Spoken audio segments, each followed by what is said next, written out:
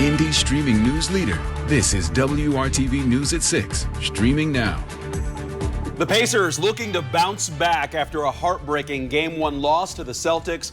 Now at 6, the keys to tonight's matchup, plus our conversation with an Indiana basketball legend. But first, here at 6 o'clock, it's a cloudy but dry evening around central Indiana, including at the Indianapolis Motor Speedway. But Kevin, how does that forecast look as we head into Carb Day tomorrow and the Indy 500 on Sunday? Lots of laser focus on one intersection, and we'll hop right to it. The Pacers will try to bounce back from a heartbreaking and frustrating loss to the Boston Celtics in Game 1 of the Eastern Conference Finals. WRTV sports anchor Brad Brown breaks down the key storylines ahead of Game 2. Usually you will hear the Pacers' Quinn Buckner calling any of the team's 82 regular season games on Bally Sports. But tonight, he is a fan watching two teams that he has a special history with face off for a trip to the finals. Our Griffin Gonzalez spoke to him one-on-one ahead of tonight's game. In Indianapolis. Griffin Gonzalez, WRTV. Look at that, a true legend there. You can watch the full conversation with Quinn Buckner and hear more of his thoughts on the Pacers' playoff run on the WRTV app. The Pacers and Celtics play tonight at 8 p.m. in Boston. Then the series comes to Indianapolis Saturday night for Game 3 right here on ABC. Join us at 7:30 for the WRTV Playoff Push pregame show. The Pacers and Celtics tip-off is at 8:30, and then we'll bring you the Playoff Push postgame show immediately following Game 3. Game 4 is also in Indy. That's Monday at 8 o'clock. We will update this story when we do hear back. New information about a man whose body was pulled from a north side pond. The Indiana Department of Natural Resources has identified him as 75-year-old William Bracken of Indianapolis. DNR says first responders have learned that Bracken was fishing from a boat yesterday when he fell into the water. This happened in a pond off of Northdale Lake Court near North Keystone Avenue and Kessler Boulevard. Indianapolis Fire Department divers found Bracken underwater not far from his boat. An autopsy was scheduled for today. A man accused of setting a fire on an Indigo bus now faces federal charges. According to court documents, witnesses said DeMarcus McLeod was on an Indigo bus on April 24th and set a fire inside the vehicle. Investigators say the inside of the bus was engulfed in flames. One passenger had to go to the hospital for smoke inhalation. On top of that, Indigo says the bus sustained more than $2 million in damage. McLeod is charged with arson, and these are federal charges because Indigo receives federal funding for their buses. 1-888-373-7888. A special honor today for the men and women who have given their lives while protecting ours.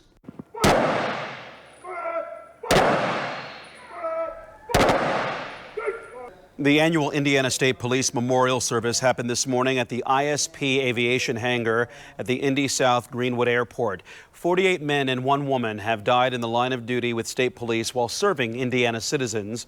Today was a chance for current state police troopers, retirees, and surviving family members to come together and remember and honor those who have made the ultimate sacrifice. Gives us an opportunity to not only connect with where we're at now, connecting with our future, but also connecting with our past. But again, at the end of the day, all of us here have known someone that has made that ultimate sacrifice. So that's what it's all about. It shows that law enforcement truly is a family and that we're here always to support one another. State police say connecting with surviving family members is important for younger troopers to truly understand what's at stake and learn more of the history of the agency. Next at 6, the state taking steps to boost entrepreneurs in Indiana. What this could mean for local businesses and the potential impact on you. Well, swim season is here. Pools are about to open in Indianapolis. What they still need to serve the community this summer, and it could be an opportunity for you to make some money. We're here on Western Avenue in Winchester, one of the areas that was hardest hit. It has been a very productive day under, thankfully, sunny skies, which has helped people really get a grasp on some of the damage and the cleanup that's going on here. You can see things have been active all day. Excavators, pickup trucks, backhoes, they're all being used to help make these large piles of debris made up of branches, parts of homes, wood, appliances, all for the cleanup. And that cleanup is going by pretty quickly. I spoke to one man who was out here with his chainsaw earlier, an older gentleman, and I asked him how he was holding up, and he gave me one word: tired. It's been a long day for the people who have had to endure the damage that EF3 tornado has caused. We do have team coverage out here this evening. We've been speaking with a lot of the townspeople who are working tirelessly to get their lives back on track after such devastation. Our Rachel Wilkerson is here in the Winchester area. She has more tonight on the amount of people who were hurt, and she's been talking with townspeople who are stopping at nothing today to really help each other get their lives back on track. Rachel. From Indy streaming news leader, this is WRTV News at 6, streaming now.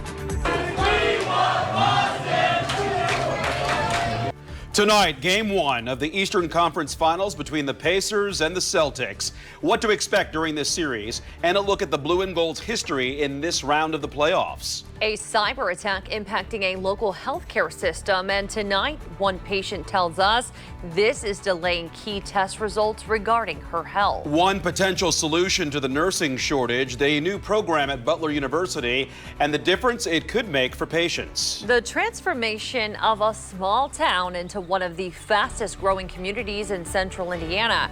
McCordsville's new look and what this development means for the area. First at 6 o'clock, a hot day around central Indiana. We've seen a lot of sun today. But we're tracking the potential for storms later tonight and into tomorrow. We begin first here at 6 o'clock with Chief Meteorologist Kevin Gregory. Yeah, Kevin, what do we need to know for the rest of the night here? It stays warm and dry this evening and then begins to change. Well, in less than 2 hours, the Pacers and Celtics will tip off for Game 1 of the Eastern Conference Finals. It is the Blue and Gold's first trip to the third round in 10 years. WRTV sports anchor Brad Brown takes a deeper look into the upcoming series and what to look out for after Game 3 ends. Ascension hospitals across Indiana are entering their third week of dealing with a cyber attack. That ransomware hack is causing concern for patients waiting on results. An Indianapolis woman says a recent mammogram revealed 2 masses on her breast. She says her ultrasound was canceled this month due to technology issues. Medical records show she's still waiting for her MRI results, which she feels could be a matter of life or death. It's just, nerve-wracking to wait and not know, especially with my family history. This is not just about me. It's, about all these women that have to get, at least, at the breast center, it's delaying what could be treatment that could be the difference between, surviving and not surviving. There isn't a clear timeline for when the hospital systems will be back to normal. An Ascension spokesperson said it could take some time. They also tell us all hospitals, doctors' offices, and care sites are using manual and paper-based systems during this ongoing disruption to normal operations. Remains recovered at Fox Hollow Farm in Westfield have now been identified as one of the suspected victims in an alleged serial killer. Today, the Hamilton County coroner announced a positive ID for remains belonging to Jeffrey Jones, who was reported missing in 1993. Fox Hollow Farm was the home of accused serial killer Herb Baumeister. Investigators believe Baumeister picked up men in gay bars and brought them back to his home, where he allegedly killed them in the early to mid-1990s.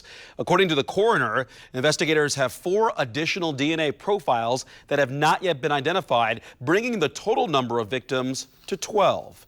Baumeister died by suicide in 1996. Now, we took a deeper look into this series of events. Forgotten at Fox Hollow, the victims of an Indiana serial killer can be streamed right now on the WRTV mobile and streaming apps. Just click on this story to watch. He is no longer employed with them. Tonight, we are hearing from the family of a young man who was shot and killed in a double shooting on the city's east side. IMPD says the incident happened on East 12th Street near Sherman Drive last night. That's where they found 19-year-old Jaden Thrasher. Police say Thrasher was taken to the hospital where he later died. Officers say a 19-year-old woman was also grazed by a bullet and treated at the hospital, and a 1-year-old child was hurt but not shot. Thrasher's father tells WRTV that his son just turned 19 earlier this month, and they are hoping the person responsible comes forward. Love each other, put down the guns, stop the violence, stop these senseless, heinous acts, and then be respectful. Detectives are looking for witnesses to come forward. They need anyone with information to call IMPD or Crime Stoppers. A traffic alert now that will impact many drivers around the Indy metro area. INDOT says there will be several lane and ramp closures on southbound I-465 on the city's east and southeast sides. You see the map there on your screen. That's between I-70 and I-65. The work will begin on May 31st and will last for about 3 weeks. crews will repair pavement and bridges during that time. The whole month of May, it's just tradition. It's so cool. I mean, everybody gets together, everybody's in a good mood. Monument Circle turning into a speedway today. Next at 6, we'll show you the race before the race. Ultimately, it takes a small army first to clear out all the bleachers and the field turf, and then ultimately to build the steel structure that you see behind you. Turning a football field into a massive swimming pool. Tonight, we take you inside Lucas Oil Stadium as crews race against the clock to finish a project that will set world records. From Indy's streaming news leader, this is WRTV News at 5, streaming now. Now at 5, Mother Nature turned down the heat a bit today. A nice day out there. Yeah, cooler, and so far it looks like a dry evening ahead. We'll catch up with you, Kevin. Thank you. You know, getting hundreds of thousands of fans in and out of the Indianapolis Motor Speedway, it is no easy task. Yeah, it takes lots of planning on your part and theirs with the race 4 days away now. We're live here at the track. I'm Adam Schoombs, WRTV. Mark, Nicole? Adam, thank you. Tonight, we know it was a 16-year-old boy killed in a shooting last night in Lawrence. The Marion County coroner identified him today as Andre Lara. Lawrence police responded to the shooting around 8:30 last night on the 4600 block of Birmingham Drive. That's just off 46th Street and German Church Road.